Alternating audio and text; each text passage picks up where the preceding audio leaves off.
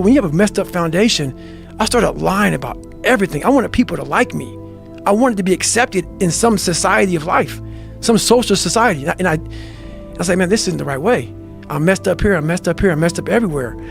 And so I realized the worst thing that happened to me is I lost myself. I never had myself. I never found myself.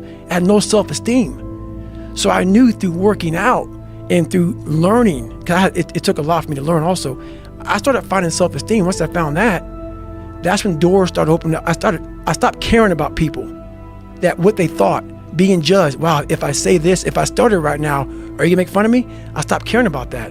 And that's when my life started really changing for me, slowly but surely. That's such an important point when you're talking about the working out, because a lot of people, when they think about working out, they think of it as being a physical thing. Right, no.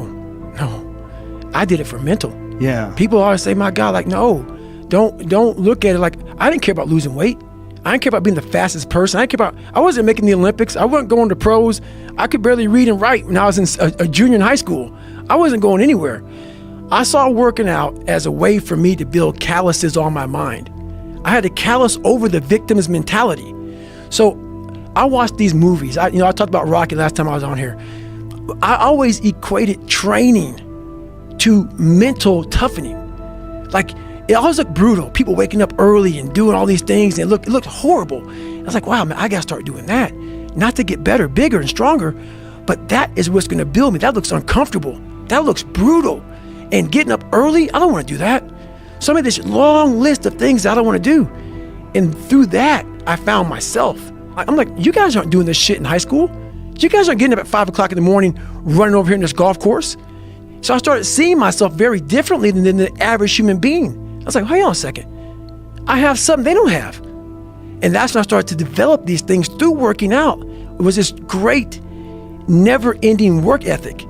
And through work ethic, I developed self-esteem. Is this something you learned yourself from exercise yourself, or is this something you had read or heard about? Like, what made you equate doing this and doing these difficult things physically to mental toughness, to being, this is the discipline that you need in order to get your life out of the situation you're in? So I never read anything. I could barely read, so right. I wasn't reading back then. I watched a lot of movies, and I was really big into visualization. And I always equated working out to struggle. And I struggled my whole life, but I ran from it. So I started realizing, man, I got to start facing the struggle, and I got to be mentally strong for the struggle. So that's why I started coming up with, I'm training for life. Mentally, I'm training for life. I'm not training for to lift 400 pounds. And I found out on my own pretty much, is that through discipline, through self-discipline, through repetition, through tons of repetition of the same thing that you don't want to do, and that's the key thing. Through repetition of things you don't want to do, you develop mental, like an armor for your mind. Start to armor your mind, because your mind's like, okay, we suffer every day. It's what we do. We do stuff that sucks every day. So then when the suck stuff comes, you're ready for it. And that's how I started coming up. I just started being very uncomfortable, and now it's like just a way of life.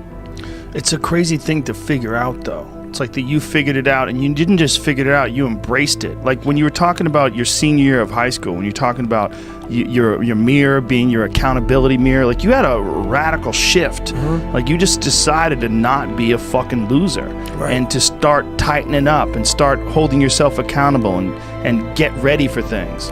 So I had this my whole life. I mean, I don't know if people believe in God or what. I don't care what you believe in. There's been this unrelenting voice in my head. We all have this voice.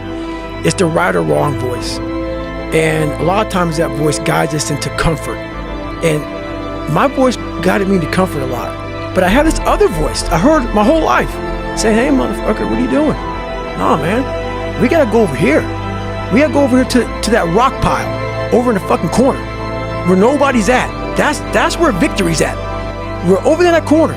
So this voice was giving me all these answers. Now, I wasn't a real smart kid growing up, but I had this crazy voice in my head saying, over there is where the fucking answers are.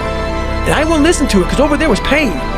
Over there was me looking in the mirror. Over there was me being accountable for all these things I went through my life. Even though people put them on me, it's now mine to own.